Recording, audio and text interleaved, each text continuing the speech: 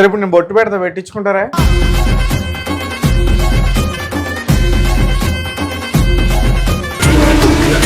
బైబిల్లో రాసి ఉంటుందంట కదా విగ్రహాధారం చేయవద్దు అని, మీ దాంట్లో రాసలేదా?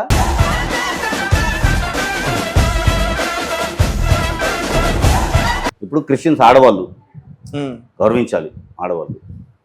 మళ్ళీ ఇండియన్ సాంప్రదాయం పాటించను అంటారు, చీరలు కట్టుకుంటారు. ఎందుకు కట్టుకుంటారు మళ్ళీ?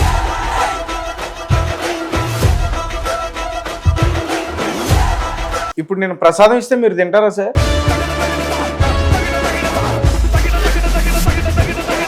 బైబిల్ ప్రకారం నడుస్తుంటే గాడిద మీద సవారు చేయమని.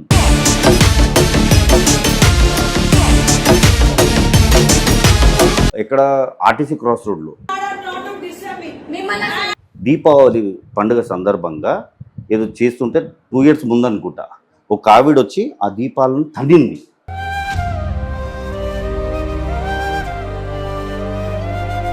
ప్రకాష్ రాజ్ కూడా ఆల్మోస్ట్ ఇదే వన్ సైడెడ్. ఈ స్టాలిన్ ఇలాంటి వాళ్ళు అతన్ని మా అసోసియేషన్ తొలగించేసింది. ఎందుకు అంటే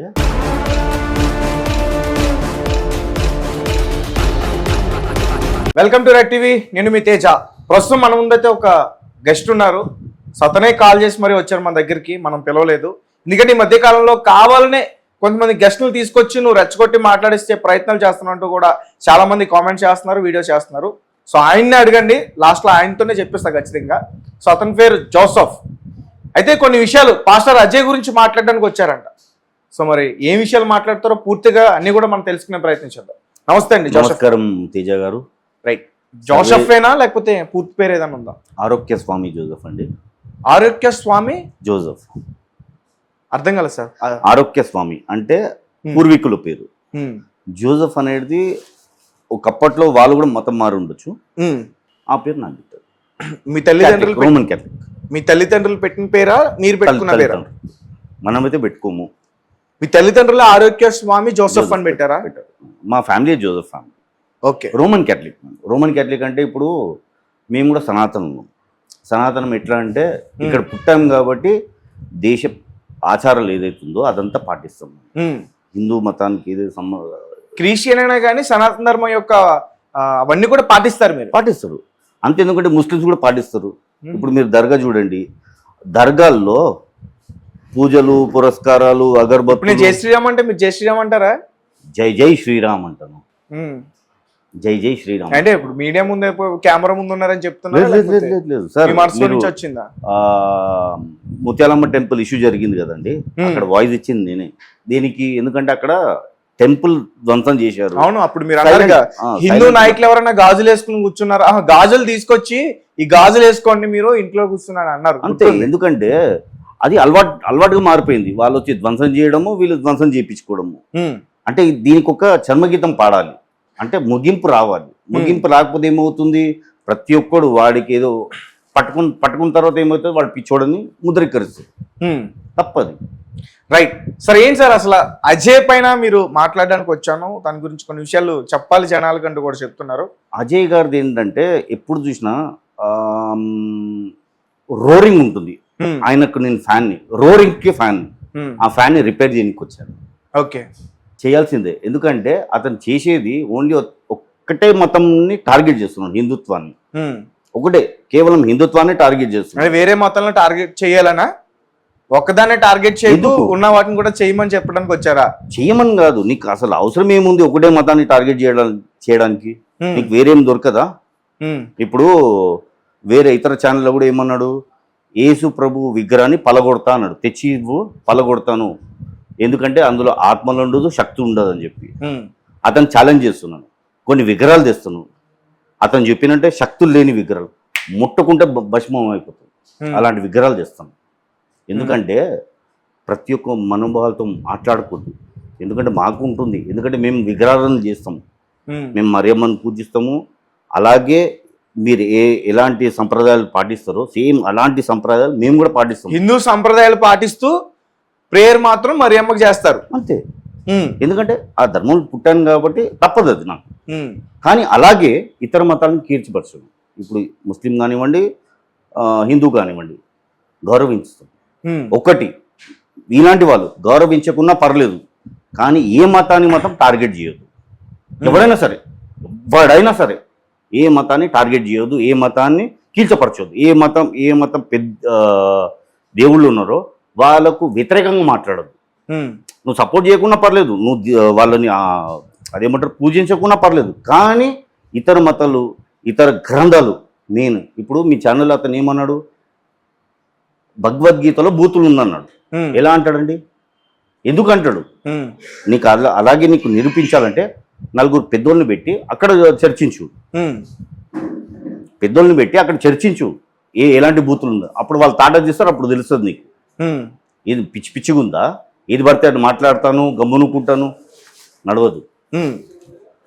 నడవనీయం కూడా. ఇలాంటి పిచ్చోళ్ళని ఖచ్చితంగా బహిష్కరించాలి. ఇప్పుడు ఇలాంటి పిచ్చోళ్ళ వల్ల స్టాలిన్ ఏమన్నాడు, సనాతన ధర్మాన్ని డెంగ్యూ మలేరియాతో పోల్చాడు. ఇలాంటి వెధవల్ని ఏం చేయాలంటే ఆల్ అవుట్ పెట్టి గెట్ అవుట్ చేయాలి. స్టాలిన్ లాంటి వెధవల్ని, ఇంకా ఈ ప్రకాష్ రాజ్ లాంటి వెధవల్ని ఆల్ అవుట్లు పెట్టి గెట్ అవుట్ చేయాలి ఇండియా నుంచి, భారత్ నుంచి. ప్యాలెస్టైన్లోను, బంగ్లాదేశ్లోను అలాంటి జాగా వీళ్ళకు బెస్ట్. ఈ పాస్టర్ అజయ్ బాబు ఉన్నాడు కదా, అలాంటి వాళ్ళకు బంగ్లాదేశ్, పాలెస్టైన్ అలాంటి చోటే బెస్ట్ వీళ్ళకు. ఎందుకంటే ఇక్కడ హాయిగా ఉన్నారు, ఎవరిదేం ప్రాబ్లం లేదు. వీళ్ళు ఏం చేస్తారు, ఇలాంటి ఛానల్స్ వచ్చి చిచ్చు పెట్టిపోతారు. వీళ్ళ పనులే చిచ్చు పెట్టడం. కానీ గొడవలు ఎవరు ఎదుర్కోవాలి? కార్యకర్తలు. ఎవరైనా కానివ్వండి, అక్కడ హిందూ కార్యకర్తలు, ముస్లిం కార్యకర్తలు, క్రిస్టియన్ కార్యకర్తలు వాళ్ళే బలవుతారు. నువ్వు బాగుంటావురా దరిద్రుడా, నువ్వు చిచ్చు పెట్టి వెళ్ళిపోతావు. ఇప్పుడు హిందూ మతాల్లో కూడా కొందరు ఉన్నారు, అందరని కాదు కొందరు ఉన్నారు. అలాగే క్రిస్టియన్లు కూడా ఉన్నారు, అలాగే ముస్లింలు కూడా ఉన్నారు. మీరు దరిద్రులారా, మీరు చిచ్చులు పెట్టకండి. మీకు కావాలంటే మీరు పర్సన్ అటాక్ చేసుకోండి. ఎవరైతే మనోభావాలు దెబ్బతీశాడో వాడిని అటాక్ చేయండి. అంతేగాని మతం జోలికి ఎవ్వరు రావద్దు. ఏ మతం అయినా సరే మతం జోలికి రావద్దు, గ్రంథాల జోలికి రావద్దు, దేవుళ్ళ జోలికి అస్సలు రావద్దు. ఇది నేను రిక్వెస్ట్ చేసి చెప్తున్నాను. ఎందుకంటే మీ వల్ల మీరు బాగుంటారు, మీరు చిచ్చు పెట్టి వెళ్ళిపోతారు. ఏసీలు వస్తారు, ఏసీలు వెళ్ళిపోతారు, ఏసీలు ఉంటారు. అంటే రోడ్ల మీద పిల్లలు, మీరు చేసే దరిద్రమైన పనులకు పిల్లలు బలవుతారు. వీళ్ళు వస్తారా రోడ్డు మీదకి? వస్తారా? ఎవడన్నా వచ్చిండా? ఎవడైనా సరే వచ్చిండా రోడ్డు మీదకి? రాడు. ఇక్కడ మాట్లాడుతారు. ఇంకా మిమ్మల్ని కూడా రిక్వెస్ట్ చేసేది ఏంటంటే, ఇలాంటి దరిద్రుల్ని పిలిచినా సరే దేవుళ్ళ గురించి మాట్లాడతాం సార్. మేము కావాలని పర్టికులర్ గా అందుకే పిలవం సార్, రెచ్చగొడతారు వాళ్ళు. ఇప్పుడు మీరు కూడా ఇప్పుడు అతనికి అంటూ ఒక యూట్యూబ్ ఛానల్లో అతను పోస్ట్ చేసిన తర్వాతే ఫస్ట్ నేను ఫోన్ చేసి అతనికి, ఏంటి అసలు మీరు ఎందుకు పెట్టారు, వేరే వాళ్ళ మనోభావాలు దెబ్బతింటాయి కదా, నేను కూడా హిందూ పెట్టడం కరెక్ట్ కాదు అజయ్ గారు అని చెప్పేసి నేను అన్నా. నాకు అతనితో ఉంది స్నేహమే, కానీ నేను అన్నా అయితే లేదు నేను పెడతా, ఎవరైనా కేసు పెట్టుకున్నా దీనిపైన ఎవరైనా సజ్జలకు రమ్మన్నా నేను రెడీ అంటూ కూడా పెట్టాడు. తర్వాత వేరే వాళ్ళతో మాట్లాడాను. జోహార్ అనే పదం శ్రీరాము జోహార్ శ్రీరామ్ వాడారు అని చెప్పేసి, దాని తర్వాత అతను నేను పిలిచా. ఎందుకు పెట్టడానికి కల కారణం ఏంటి, రీజన్ ఏంటని తెలుసుకోవడానికి మాత్రమే పిలిచి నేను. కానీ అతను ఏం చేస్తున్నాడు, మీరు అడిగే క్వశ్చన్ జవాబు ఇస్తలేడు, మీరు మాట్లాడినిస్తలేడు. పాపం ప్రియ గారు కూడా ఉండే అనుకుంటా. డామినేషన్ అది ఏంది, వదలడమే కుక్కలాగా ఛానల్లో వచ్చి మీకు మాట్లాడకపోవడము, డామినేట్ చేయడము, ఛాతి పెద్దగా చేయడము. మోడీ అనుకుంటా 56 ఇంచెస్ పెట్టడానికి కాదు, నడవదు. మీరు మాట్లాడుతుంటే జవాబు ఇవ్వాలి, మీ ప్రశ్నకు జవాబు ఇవ్వాలి. మీరు అడిగారు, అలాగే సార్ కరెక్టే 80 నిమిషాలు అని చెప్పి అది అనగానే డైవర్ట్ చేస్తున్నాడు. ఎందుకు జవాబు ఇస్తలేడు మీకు? ఇప్పుడు 15 నిమిషాలు మనిషి చెప్పాడు కదా, పోలీస్ పక్కకు పెడితే ఆ ప్రశ్న ఇయ్యకముందే నిన్న నా సైడ్ ట్రాక్ తీసుకుని వెళ్ళాడు. గుర్తుందా మీకు? పంపిస్తాను కావాలంటే ఆ షార్ట్. మీరు అడిగారు, అది 15 నిమిషాల గురించి అడిగితే సైలెంట్. ఎందుకు? ఒక్కటే వర్గం టార్గెట్ చేయడం, ఇంకొక వర్గాన్ని నువ్వు CMDF పెట్టుకున్నావు, క్రిస్టియన్ ముస్లిం డిఫెన్స్ ఫోర్స్. ఓకే, అది నీ ఇష్టం, నీ వ్యక్తిగతం.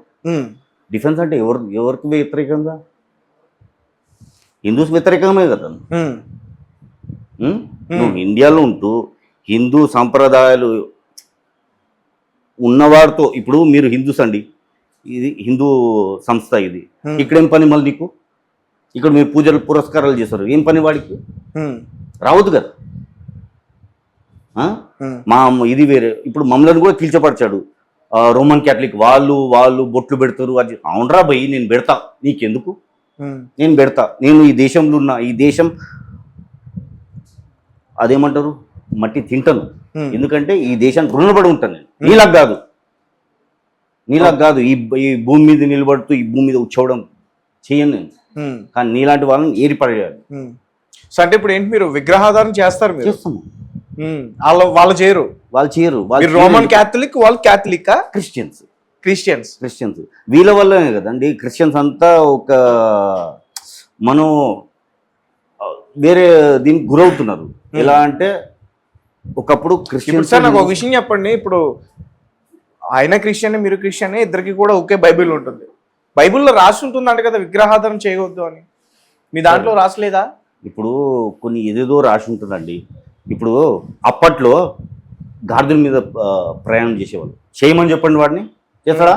ఎవరు గాడిదల మీద ప్రయాణం చేసేవారు? బైబిల్ ఉంది. అప్పుడు ప్రయాణాలు అంటే ఏంటిది? BMW ఉండేదా? గాడిదలే కదా. క్రైస్తవులు గాడిదల మీద ప్రయాణం చేసేవారు కాదు. అప్పట్లో గాడిదల మీద ప్రయాణం చేసేవాళ్ళు. వేరేమన్నా సోర్స్ ఉండేనా? ఒంటెల మీద, గాడిదల మీద, గుర్రాల మీద. ఇప్పుడు చేయమని చెప్పండి. బైబిల్ ప్రకారం నడుస్తుంటే గాడిదల మీద సవారు చేయమని అందరిని అంటలేను. ఇలాంటి వెధవలను అంట, క్రిస్టియన్స్ అంటలేను. ఏదైతే వెధవలు వచ్చి కూస్తారో మీ జవాబు, మీరు ప్రశ్న అడిగితే వీళ్ళు జవాబు చెప్తారు. ఏమని? బైబుల్లో ఉంది అన్నట్టే నడుస్తున్నాం అని చెప్తే మళ్ళీ దాని అనుకూలంగా నడువు. మళ్ళీ ఇప్పుడు క్రిస్టియన్స్ ఆడవాళ్ళు గౌరవించాలి. ఆడవాళ్ళు మళ్ళీ ఇండియన్ సాంప్రదాయం పాటించను అంటారు. చీరలు కట్టుకుంటారు. ఎందుకు కట్టుకుంటారు? మళ్ళీ గౌన్లు వేసుకొని తిరగవచ్చు కదా. అవునా కదా? మళ్ళీ ఎందుకు ఇందులో మాత్రం ఇండియన్ సాంప్రదాయం కావాలి, ఇండియన్ కల్చర్ పాటించాలి. కానీ పూజలు పురస్కారాలు చేయకున్నా పర్లేదు. వేరేళ్ళని ఎందుకు దూషిస్తారు రా మీరు? వేరేళ్ళు చేసేటప్పుడు అడ్డుకుంటారు ఎందుకు? వాళ్ళని విక్రంగా మాట్లాడతారు ఎందుకు? తప్పు కదా. ఇప్పుడు ఇక్కడ ఆర్టీసీ క్రాస్ రోడ్లో దీపావళి పండుగ సందర్భంగా ఏదో చేస్తుంటే 2 years ముందు అనుకుంటా ఒక ఆవిడ వచ్చి ఆ దీపాలను తన్నింది. తెలుసా మీకు? తెలుసు సార్. తన్నింది. దీపాలు పెట్టుకుంటే బయట అపార్ట్మెంట్లో పెట్టుకుంటే తన్నింది. రాక్షసత్వం కాదా అది? వాళ్ళ ఇంట వాళ్ళు చేసుకుంటున్నారు. నీకేం పోయే రోగమే వచ్చి దాన్ని తన్నినావు? అవసరమా నీకు? ఓకే తన్నినావు. నీ పక్కకే మజీద్ ఉంది, సౌండ్ వస్తుంది. ఎప్పుడన్నా వాళ్ళని అడ్డుకున్నావా? చీరుతారు. ఇందుకేనా అంటే ఒక వర్గం సైలెంట్ ఉంది అని చెప్పి ఊకే ఆ వర్గాన్ని టార్గెట్ చేయొద్దు. వీళ్ళు ఓన్లీ టార్గెటే చేస్తారు. వీళ్ళు మత పిచ్చి ఉంది, మత అహంకారం ఉంది. వీళ్ళు ఎగ్జాక్ట్ ఇప్పుడు మేమున్నామండి, మాకు మతం మీద పెద్ద గౌరవం ఉంది. ప్రతి మతాన్ని గౌరవిస్తాం. కానీ ఇతర మతాలను మేము అగౌరవపరచాం. అందరినీ ఎవ్రీవన్ ఆర్ ఈక్వల్ అంటాం. వేరే మతాన్ని టార్గెట్ చేయడం కానీ, వేరే మతాలని కీల్చపరచడం కానీ, దుర్భాషలు ఎవరితో కలిసి ఉంటారు మీరు, బాయ్ బాయ్ అనుకుంటారు అంతే, హ్యాపీగా అంతే. కానీ వీళ్ళు పర్టికులర్గా కొందరు ఒకటే మతాన్ని, అది కూడా సనాతన ధర్మాన్ని అగౌరవపరుచుతారు. వాళ్ళు చెప్తున్నా కదండి, ఎవడైనా సరే. అంటే ఇప్పుడు సార్ ఇప్పుడు మీ గురించి నేను చెప్పాలంటే సనాతని క్రిస్టియన్ అని చెప్పాలా, ఎట్లా చెప్పాలి? చెప్తున్నాను కదండి. ఇప్పుడు మేము మీలాగానే సనాతన ధర్మాన్ని మేము ఆచరిస్తాం. ఇప్పుడు మీరు నవరాత్రులు చేస్తారు. మీరు పూజించే దైవం వేరు, మీ నమ్మకం వేరు అంతే. కానీ అన్ని కట్టుబాట్లు మాత్రం సనాతన ధర్మంలోనే ఉంటాయి. మీలాగానే ఉంటుంది. ఇప్పుడు మీకు నవరాత్రులు ఉంటుంది, మాకు అలాగే సెప్టెంబర్ మాసంలో నవీన ఉంటుంది. అంటే 9 మీకు పుట్టినప్పుడు ఎలాంటి బిడ్డకు ఎలాంటి సంప్రదాయాలు చేస్తారో మేము కూడా అలాగే చేస్తాం. అన్నప్రాసన చేస్తారు. చనిపోయిన తర్వాత ఎలాగైతే చేస్తారో సేమ్ అదే టైం మేము కూడా అలాగే చేస్తాం. కానీ ఒకటి ఏంటంటే ఫరక్, మీరు కాల్చిస్తారు, మేము ముడుస్తాం. అదే మిగతా అంత 40 days కానివ్వండి, 10 days కానివ్వండి, మూఢనమ్మకాలు కానివ్వండి, ఆ శక్తులు, ఆ భూతాలు. ఒక్క విషయం, ఇప్పుడు యేసుక్రీస్తు ప్రభువు దగ్గర మీరు కొబ్బరికాయ కొడతారా? కొడతాం. అగరత్తులు వెలిగిస్తారా? పక్క అరటిబళ్ళు పెడతారా? పూలు కూడా కుంకుమ పూసు వేస్తారా? వేస్తాం. ఆడవాళ్ళు సందనం పెడతారు కదా, అది కూడా గంధం, బొట్టు పెడతాము. యేసుక్రీస్తు వారికి మీరు డైరెక్ట్ గా బొట్టు పెడతారా? పెడతాం, అట్లేం తప్పలేదు. కుంకుమ బొట్టు పెడతారా? పెడతాం. మా ఇంట్లో విగ్రహాలు ఉంది, ప్రతి విగ్రహానికి. సార్ అంతెందుకు, వేరే విగ్రహాల గురించి మనం మాట్లాడదు, పెడతాము. మా ఇంట్లో పెడతాం. జీసస్ గురించి మాట్లాడుతున్నాను. జీసస్ పెడతాం, జీసస్ వాళ్ళ తల్లికి పెడతాము. ఇప్పుడు ఇతను ఉన్నాడు, ఏమన్నాడు? యేసు ప్రభు తల్లి ఎవరు? మరియా అంట. నీ తల్లిని పేరు పెట్టి పిలుస్తావరా? ఫస్ట్ యేసు ప్రభు తల్లే, ఆమెను మర్యాదించడం నేర్చుకోండి. ఓ తల్లిని పేరు పెట్టి పిలవడు ఎవడు, మరియమ్మ అంటారు కనీసం. ఇప్పుడు మన ఇంట్లో పనిచేసే వాళ్ళని మనం ఏమంటాం? అమ్మ అంటాము. ఎంతున్నా సరే, చిన్నగా ఉన్న పెద్ద ఉన్న అమ్మ అంటాము. ఫస్ట్ అది నేర్చుకో, వెదవా నేర్చుకో. ఫస్ట్ యేసుప్రభు తల్లిని మర్యాద ఇవ్వడం నేర్చుకో. దాని తర్వాత ఇతర మతాలను గౌరవిస్తావు, లేకపోతే ఇలాగే నాశనం అయిపోతావు. సో ఫైనల్ గా అజయ్ బాబు చెప్పేదంతా కూడా తప్పు. కూతలండి, పనికిరాని కూతలు.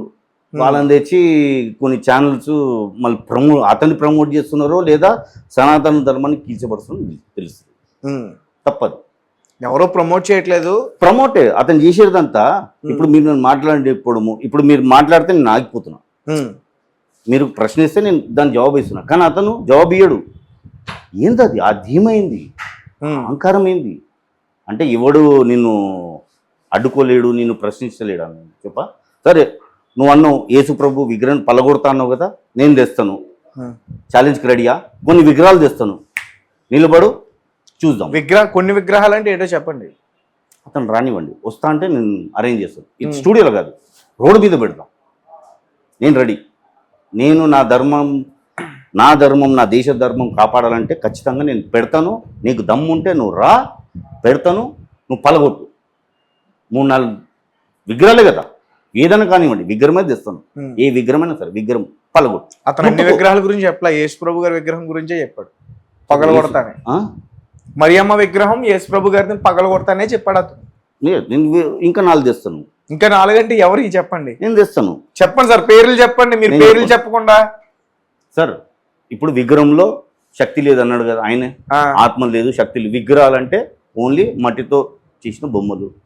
నువ్వు ముట్టుకోరా బై, పలగొట్టడం చాలా దూరం, ముట్టుకో. అక్కడ ఘర్షణ ఏముండదు, అంటే ముట్టుకో, అంతే చాలు. అదే విగ్రహం నీకు శక్తి చూపిస్తుంది. నేను కాదు, ప్రజలు కాదు, ఎవరు నేను ముట్టుకోరు. అదే విగ్రహాలు నీకు శక్తి చూపిస్తుంది. ఇప్పుడు మీరు ఏమంటారు? విగ్రహాల్లో శక్తి ఉంది అంటారు. ఖచ్చితంగా ఉంది సార్. ఉందనే మనము గుడ్డిగా నమ్ముతాము. ఉందనే కదా మనము తిరుపతి వెళ్తాము. మేము అలాంటి వాళ్ళ చర్చ్ ఒక విగ్రహం ఉందనే. ఇప్పుడు అతని ఫోన్లో ఫోటో ఉంటుంది అతను, అది ఏంటది? ఓ విగ్రహమే. ఓ పాత జ్ఞాపకాలు, అతని మ్యారేజ్ కానివ్వండి, చిన్నప్పటిది కానివ్వండి, ఫోటో ఉంటుంది. అదేంటది? జ్ఞాపకాలు చూసుకుంటాడు కదా. అంటే దేవుణ్ణి ఒక జ్ఞాపక రూపంలో విగ్రహంలో చూస్తున్నాం అంతే. దాన్ని వీళ్ళు ఏం చేస్తారంటే సనాతనం దరిద్రురా. సనాతనం అంటేనే పురాతనం రా. సనాతనమే పురాతనము. మొదలైన లోకమే సృష్టి. అంతెందుకు కే పాల్ గారు కుద్దన్నారు కదా, నేను హిందువుని, కానీ నేను ఐ ఫాలో జీసస్ క్రైస్ట్ అన్నాడు. నేను హిందూనే. అతను రీసెంట్ వీడియో ఏదో ఉంది. అవును, నేను హిందూనే, నేను మరణించినా కానీ హిందూగానే మరణిస్తాను, but I follow Jesus Christ. నేను కూడా అంతే. నేను ఈ భూమి మీద పుట్టాను. పుట్టిన తర్వాత నాకు స్పృహ వచ్చిన తర్వాత ఓకే క్యాథలిక్ అని తెలిసింది నాకు. తెలిసిన తర్వాత కానీ ఇప్పుడు మన పరిస్థితులు ఎలా ఉందంటే ఈ దేశాన్ని కాపాడుకునే బాధ్యత మోడీ గారికి, యోగి గారికే కాదు, మనందరికీ ఉంది, మీకు కూడా ఉంది. ఎందుకంటే ఈరోజు వాళ్ళు ఉన్నారు కాబట్టి మేము ఉన్నాము, మనం ఉన్నాము. ఇది వాస్తవం అండి. ఆయన లేరు అంటే ఇది బంగ్లాదేశ్ అయ్యేది ఇప్పుడు. ఇంకొకటి చావా సినిమా చూసారా మీరు? ఆ సినిమా గనక, అది సినిమా కాదు, అది హిస్టరీ. అది భయంకరమైన హిస్టరీ. అది ప్రతి ఒక్కరు చూడాలి.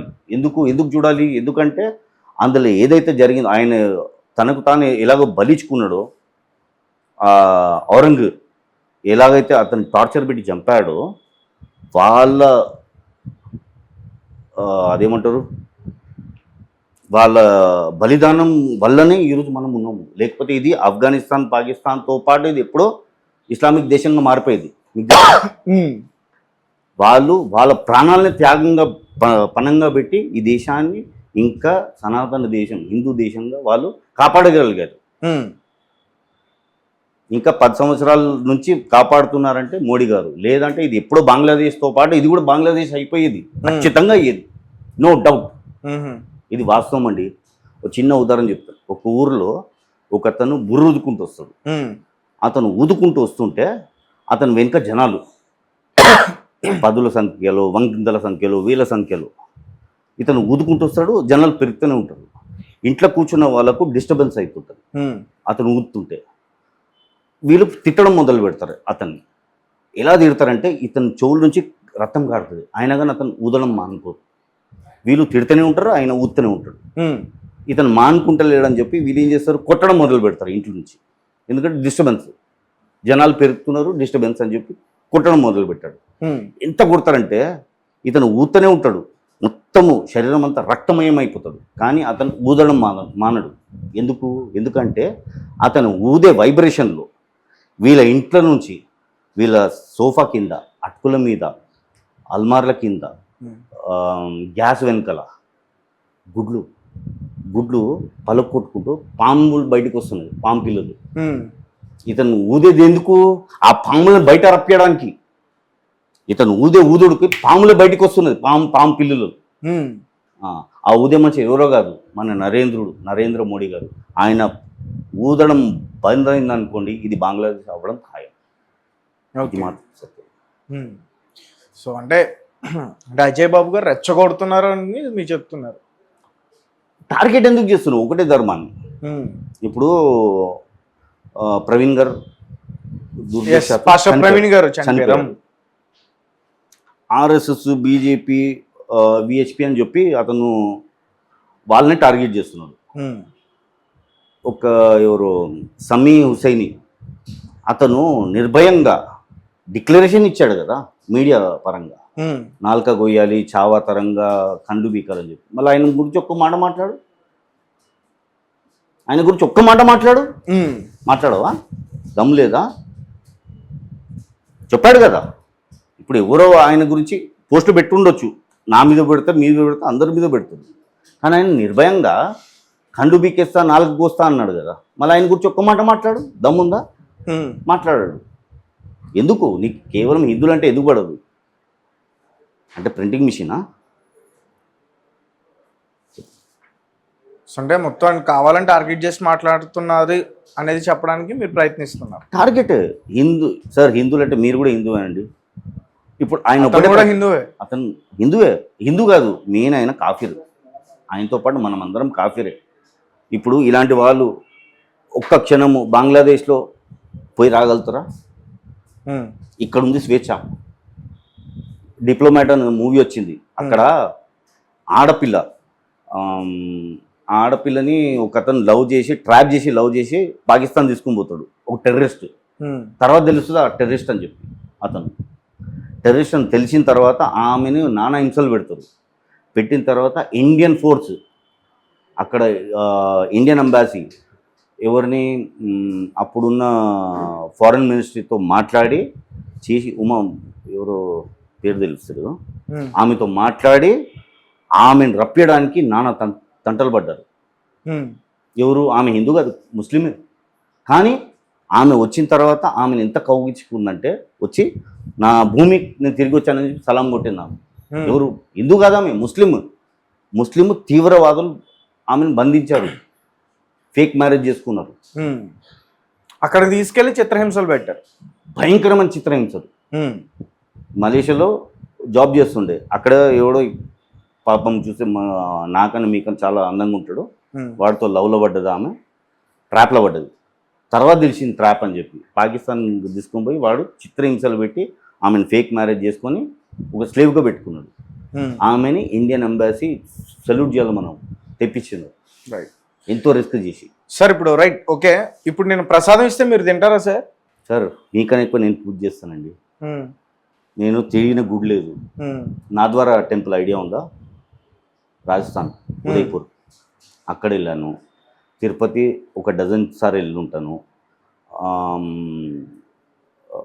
వేములవాడ గుడి వెళ్ళాను. మళ్ళీ యాదగిరి గుట్ట అయితే మాకు బైక్ మీద వెళ్ళిపోతాము. ప్రసాదం ఇస్తే తింటారు మీరు ఖచ్చితంగా? ఇవ్వండి, నేను తెచ్చిస్తాను మీకు. నాకు ఇస్తారా?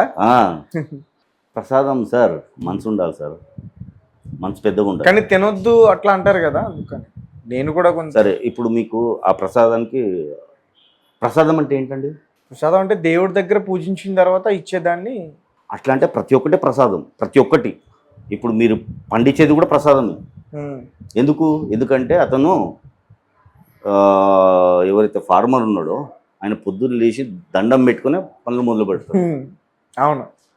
అది ఏదైతే సేను ఉందో తెచ్చి ఏం చేస్తాడు, దేవుణ్ణి మొరబెట్టుకుంటాడు, నేను ఏదైతే పంట పండిస్తున్నానో దాన్ని రెట్టింపు చేయమని చెప్పి. మళ్ళీ అక్కడి నుంచి గోడౌన్కి వస్తుంది. గోడౌన్లో కూడా గుడి ఉంది కదా వాళ్ళది, ఇక్కడ కూడా మీ గుడి ఉంది. ఇప్పుడు ఇది కట్టింది కూడా పూజలు చేసిన తర్వాతనే కడతారు. ఈ బిల్డింగ్ కూడా పూజలు చేసిన తర్వాతనే కడతారు. ఈ బిల్డింగ్ కానివ్వండి, హాస్పిటల్ కానివ్వండి, పోలీస్ స్టేషన్ కానివ్వండి, ఏదైనా కానివ్వండి, ఎక్సెప్ట్ కొన్ని చర్చిలు, కొన్ని మస్జిద్లు ఎక్సెప్ట్. మరి ఇవన్నీ ప్రసాదం కిందికి వస్తుంది కదా, ఇవన్నీ గుడ్లు గోపురాల కిందికే వస్తుంది కదా. రైట్. సరే ఇప్పుడు నేను బొట్టు పెడతా, పెట్టించుకుంటారా? పెట్టండి, ఆల్రెడీ ఉంది. ఎక్కడ?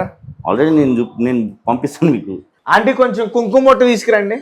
అయితే ప్రసాదం అంటే ఇప్పుడు ముస్లింలు పాపం వాళ్ళు కూడా రోజే చేస్తారు, ఉపవాసం ఉంటారు. అయితే హలీం కూడా వాళ్ళకు ఒక ప్రసాదమే. ఎందుకంటే అది కేవలం పవిత్ర మాసాల్లోనే చేస్తారు అది. అవును, హలీం. మళ్ళీ అది తింటారా బాబు? ఎవరు? అజయ్ బాబా తింటాడుగా. మళ్ళీ సెక్యులర్ కాదు కదా. నువ్వు సెక్యులర్ అన్నప్పుడు ఈ ప్రసాదం తినాలి, ఈ ప్రసాదం కూడా తినాలి, లేదంటే ఏది తినొద్దు. సెక్యులర్ అంటే రెండు తిను, లేదంటే ఏది తినవు. ఇప్పుడు మీరు సెక్యులరా? అనిపిస్తలేదా? అనిపిస్తలేదా? చెప్తున్నా కదండి. ఇప్పుడు నేను ఏ మతాన్ని కీల్చపరచాను. సెక్యులర్. మీరు తింటారా? హలీం తింటారా? ఒకప్పుడు తినేవాడిని, ఇప్పుడు హెల్త్ పరంగా దూరం పెట్టాను. ఓకే. సో అంటే అది కూడా ప్రసాదమే కదా, తినడం తప్పే కదా అంటున్నారు? తప్పంటలేను. దీని ప్రసాదం అన్నప్పుడు ఇది కూడా ప్రసాదమే. ఇప్పుడు గుడ్లో పంతులు ఇచ్చేది, లేకపోతే గణేశుని టైంలో ఏదైతే ఇస్తారో ప్రసాదాలు, పులిహోరలు ఇస్తారో అది ప్రసాదం అన్నప్పుడు ఇది కూడా ప్రసాదమే. ఎందుకంటే అది వాళ్ళు చేసుకుంటున్నారు, వాళ్ళ గురించి చేసుకుంటారు. దాన్ని మీరు లొట్టలేసుకొని డబ్బులు ఇచ్చి కొనుక్కుంటారు పైసలు ప్రసాదాన్ని. మీరు ప్రతిరోజు ప్రేయర్ చేస్తారా? అట్లేం లేదండి. ప్రేయర్ జీసస్ కి ప్రేయర్ చేస్తారా? ఇప్పుడు నాకు అంత టైం లేదు. జీసస్ కి ప్రేయర్ చేస్తారా లేదా? జీసస్ కి ప్రేయర్ చేస్తారా లేదా? మరి జోసెఫ్ అని పేరు ఎందుకు పెట్టుకున్నారు? ఉంటే పేరుంటే నేను క్రిస్టియన్ ని, క్యాథలిక్ క్రిస్టియన్ అని ఎందుకు చెప్పుకుంటున్నారు? క్యాథలిక్ కాబట్టి క్యాథలిక్ అని చెప్పుకుంటా, అంతేగాని అది నా పర్సనల్ చాయిస్. అది ఎప్పుడు చేయాలి, ఎప్పుడు చేయొద్దు. వారంకి ఒకసారి చర్చికి వెళ్తాను. ఎందుకు వెళ్తున్నారు ప్రేయర్ చేయనప్పుడు? అది నా ఇష్టము, అండి. చర్చ్ అనేది అది నా వ్యక్తిగతం. ఎక్కడ వెళ్తాను, ఎప్పుడు వెళ్తాను, ఏ టైంకి వెళ్తాను నా వ్యక్తిగతం. కానీ నేను మిమ్మల్ని అన్నాను నా చర్చికి రమ్మని చెప్పాను. ఇంకొకటి, మేము మత మార్పిడి చెయ్యము, క్యాథలిక్స్ మత మార్పిడి చెయ్యము, సువార్త చెయ్యము, అసలు పబ్లిసిటీ చెయ్యము. మీ బైబిల్లో ఉన్నా సరే దేవుడి గురించి డప్పులు కొట్టమండి, చెప్పము. అసలు వేరే వాళ్ళని చెప్పము, మా చర్చికి రండి, మా క్యాథలిక్ క్రిస్టియన్లు రండి అని చెప్పము.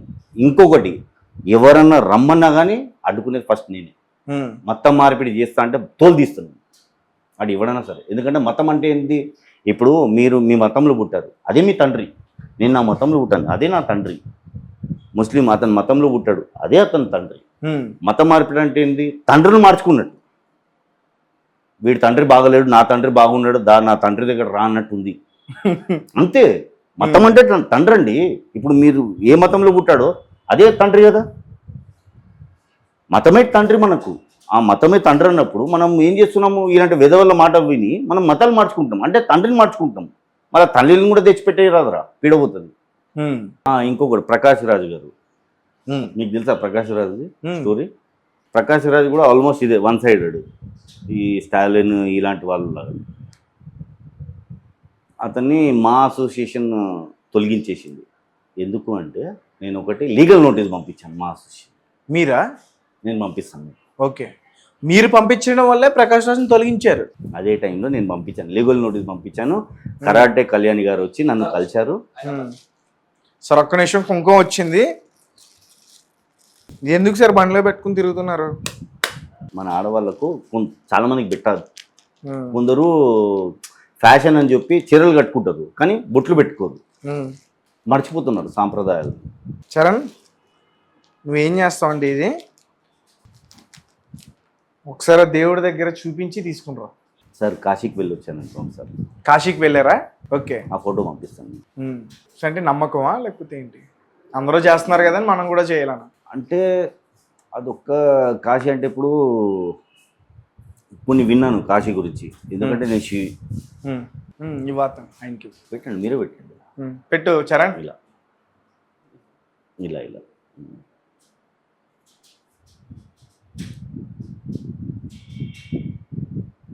ఓకే. ఇప్పుడు విజయ్ తిలకం పెట్టాలి. శివాజీ మహారాజ్. రైట్, కనిపిస్తుందా కెమెరాలో? రైట్, ఇప్పుడు అన్నాను సార్ జై శ్రీరామ్ అని. జై Shriram. Thank you so much. नमो पार्वती पते हर हर महादेव.